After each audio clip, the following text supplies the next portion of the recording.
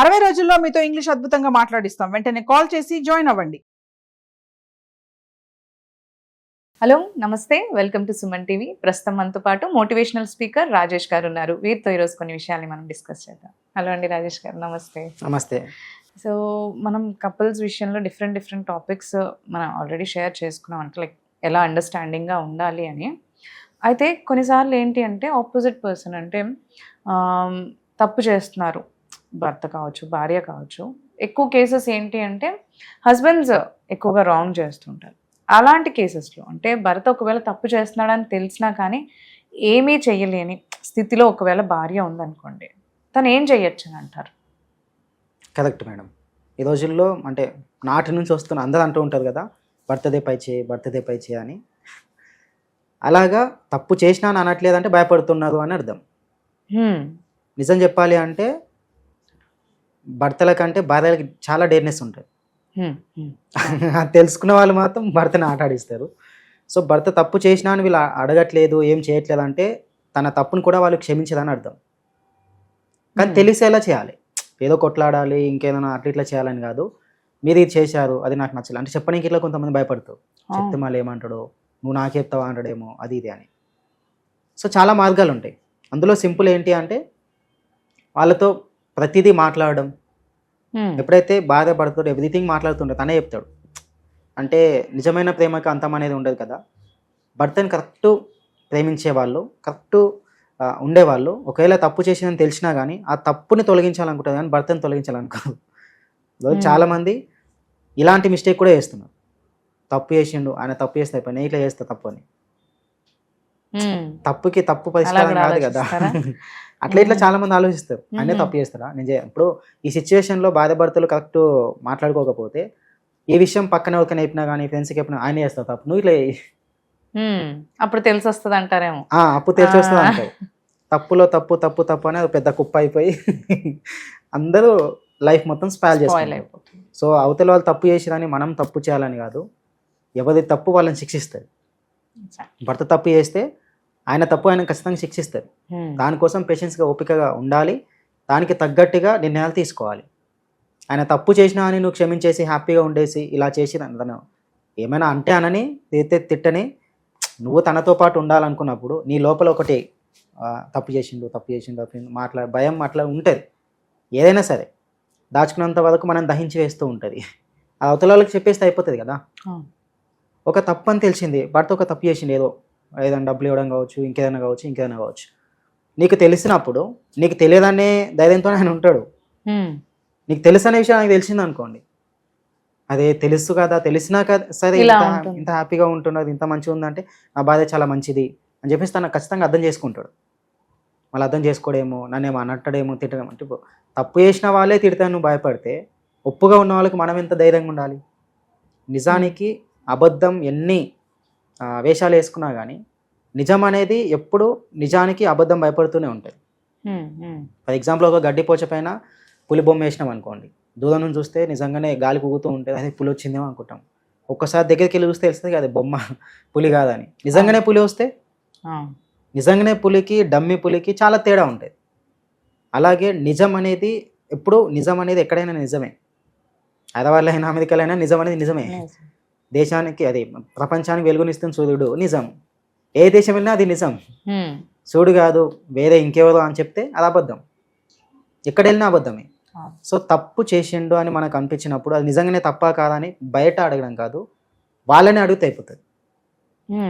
Crashes ఎక్కడ వస్తాయి, ఈ అండర్స్టాండింగ్ ఎక్కడ లోపిస్తుంది అంటే ఆయనను అడగకుండా వీళ్ళకి ఎవరైతే చెప్పిండో వాళ్ళని అడుగుతావు, ఇంకేం చదివింది అది ఇది అని చెప్పేసి. వీళ్ళు అతన్ని అడగడానికి భయపడిపోయి వీళ్ళ లోపల వీళ్ళే మదనం పడిపోయి అట్లయిపోయి ఊరికి ఆలోచించి అందులో చాలా మిస్టేక్ జరిగిపోతూ ఉంటాయి, డిస్టెన్స్ పెరిగిపోతూ ఉంటాయి. డిస్టెన్స్ పెరగొద్దు అనుకుంటే ఫస్ట్ ఒక పైన ఏదైనా ఆరోపించినప్పుడు పక్కన అడగం కాదు, వాళ్ళని అడిగితే తెలుస్తుంది. నాకు ఒక విషయం తెలిసింది, మీరు ఎలాంటి మిస్టేక్ చేసేదంట కదా, నిజమేనా కాదా అని అడిగితే ఆయన ఏం చెప్తాడు? నన్నే అడుగుతా అని అట్లా అంటాడా, లేకపోతే ఇది నిజమా కాదా తెలుస్తుందా అంటే అడగడం వేరే ఉంటే, అడగడం ఇన్ఫర్మేషన్ తెలుసుకోవడం వేరే. గద్దించడం, విమర్శించడం అట్లా చేస్తే రిలేషన్షిప్ బ్రేక్ అయిపోతుంది. ఎప్పుడైనా కానీ మాట్లాడుకోవాలి మేడం ఫస్ట్. ఒక తప్పు జరిగింది, ఆయన తప్పు జరిగినా నువ్వు అడగట్లేదు అంటే అది మన మిస్టేక్. తెలియదనే ధీమాలో ఆయన ఉంటాడు. ఎస్ నాకు తెలుసు అని చెప్పేసి ఒకసారి మాట్లాడితే వెళ్ళిపోతుంది కదా. ఒక్కసారి కూడా మాట్లాడకపోతే ఎట్లా? భర్తకి భార్య అంటే ఇష్టం ఉంటుంది, భార్యకి భర్త అంటే ఇష్టం ఉంటుంది. అలాంటి ఇష్టం లోపల ఇలాంటి తప్పులు ఏమైనా జరిగినప్పుడు ఒకరికొకరు మాట్లాడుకోవాలి.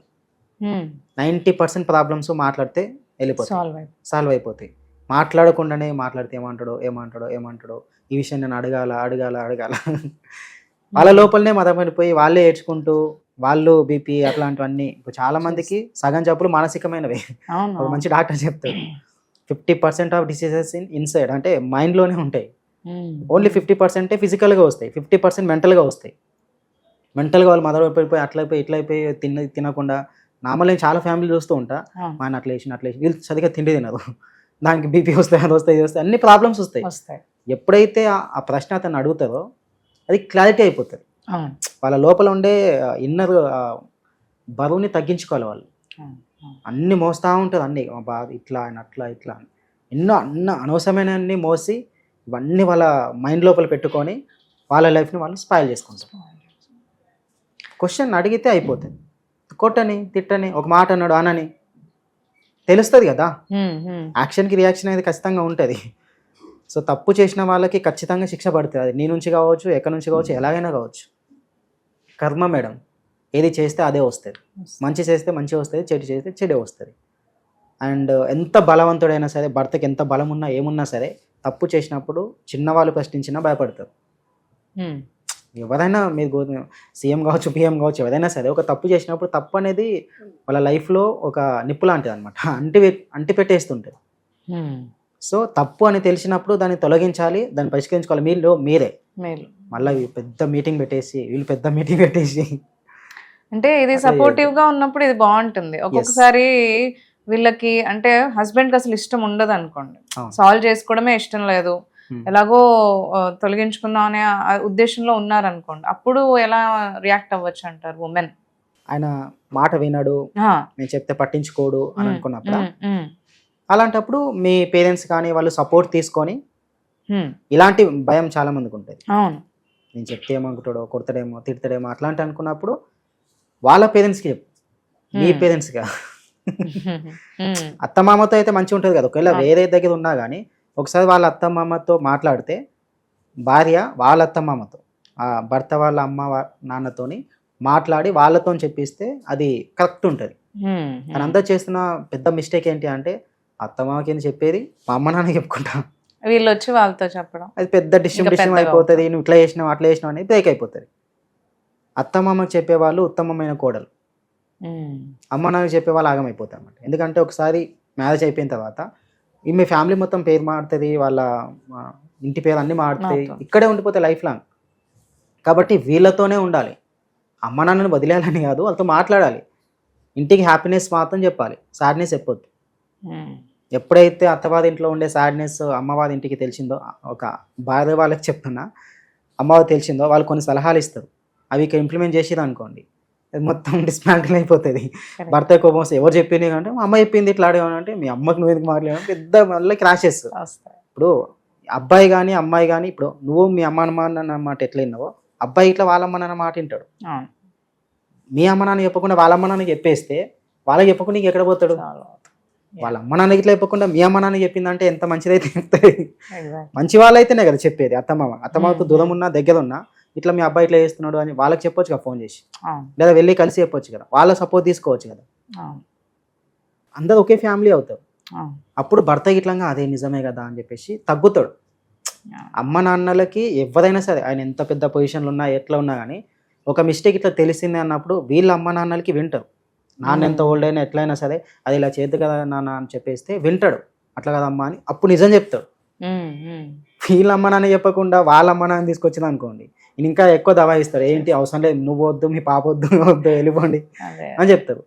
ఇట్లా చాలా ఫ్యామిలీలో మొత్తం క్రాషెస్ వచ్చేస్తున్నాయి, బ్రేక్ అయిపోతున్నారు.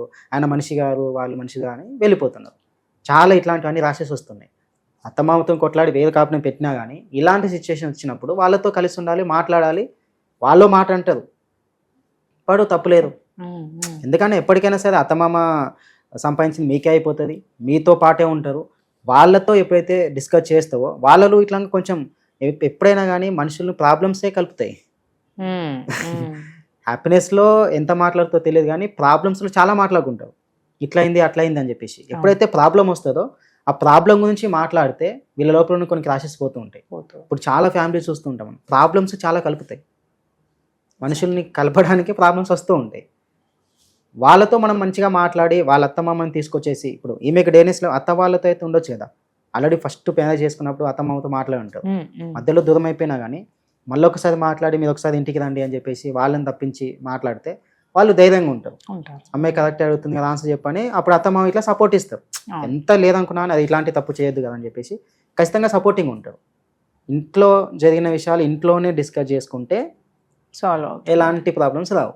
ఎగ్జాక్ట్ అవి బయటికి తీసుకెళ్తే ప్రాబ్లమ్స్ వస్తాయి. అమ్మాయి వాళ్ళ అమ్మ నాన్నలు వాళ్ళు వేరే ఇల్లు, వాళ్ళు ఎప్పుడు ఇక్కడికి రారు, పండుగలకు వచ్చిపోయినా కానీ హ్యాండ్ హాయ్ బ్యాండ్ బై, వాళ్ళని సపోర్టింగ్ తీసుకొచ్చినామంటే ఇంకా లైఫ్ స్పాయిల్ అయినట్టు. Yeah, well said. Thank you so much for sharing. Thank you, madam. Yeah.